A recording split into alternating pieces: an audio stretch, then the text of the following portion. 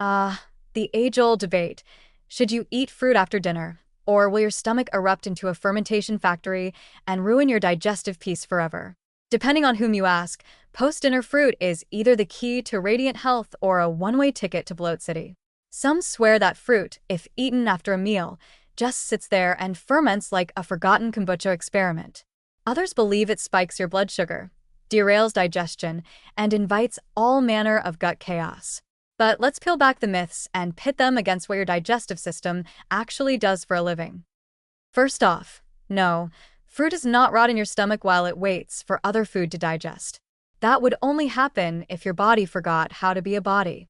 The human digestive system is not a lazy conveyor belt where dinner gets processed first while fruit waits in line, stewing in its own fruity shame.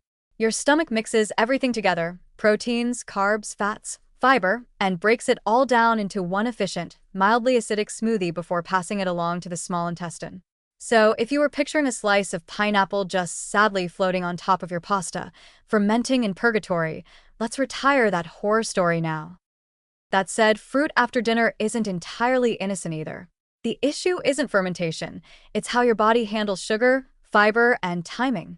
Fruit is naturally high in fructose and glucose, which can lead to a sharper blood sugar spike when eaten on top of a full meal, especially one rich in refined carbs. If you just had white rice, bread, or pasta, and then cap it off with mango or grapes, your blood sugar may do a post-meal backflip.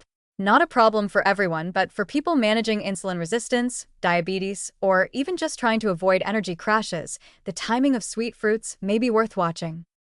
Then there's the matter of bloating. Some fruits, particularly apples, pears, cherries, and watermelon, are high in fermentable sugars known as FODMAPs. In people with sensitive guts or conditions like IBS, these sugars can draw water into the intestine and get fermented by gut bacteria, producing gas. When eaten after a large meal, that process might feel even more dramatic. Not quite fermentation in the stomach drama, but enough to make you regret that just a few grapes decision when your waistband starts rebelling. However, not all fruit behaves the same way. Low FODMAP fruits like strawberries, blueberries, and oranges tend to be gentler on digestion. And for most healthy people, eating fruit after dinner isn't a crime against their colon. It's just a question of portion, variety, and how their body responds.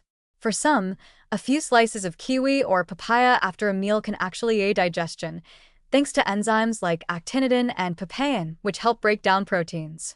It's like your fruit is bringing a little digestive support crew to the party. And let's not forget the cultural nuance. In many Mediterranean or Asian cuisines, fruit is the traditional dessert, light, refreshing, and far more balanced than cake. No one in southern Italy is panicking about their post-dinner figs fermenting. If anything, they're living longer and loving every bite. So where does that leave us? If you're prone to bloating, on a blood sugar management plan, or navigating gut issues, you might benefit from enjoying fruit earlier in the day or choosing lower sugar, low FODMAP varieties after dinner. But if your digestion is sturdy and you're not eating half a watermelon in bed every night, there's no need to fear post-meal fruit like it's a dietary bomb. In short, fruit is not the villain here. The real disaster is the fear-based food rules that keep turning your evening snack into a moral dilemma. Eat the berries. Just maybe not the entire fruit basket while horizontal on the couch. Balance, as always, wins.